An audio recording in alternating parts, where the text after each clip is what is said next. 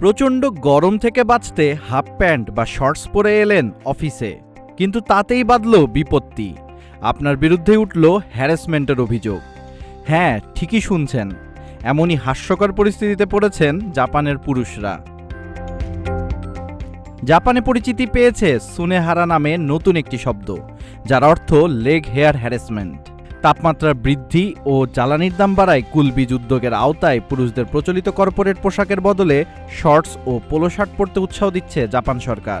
আর তাতেই শুরু হয়েছে নতুন বিতর্ক।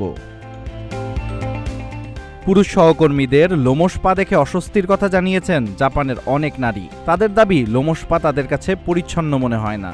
গরিলা ক্লিনিকের এক জরিপে দেখা গেছে, অংশগ্রহণকারীদের 53.5% কর্মক্ষেত্রে শর্টস পরার বিরোধিতা করেছেন।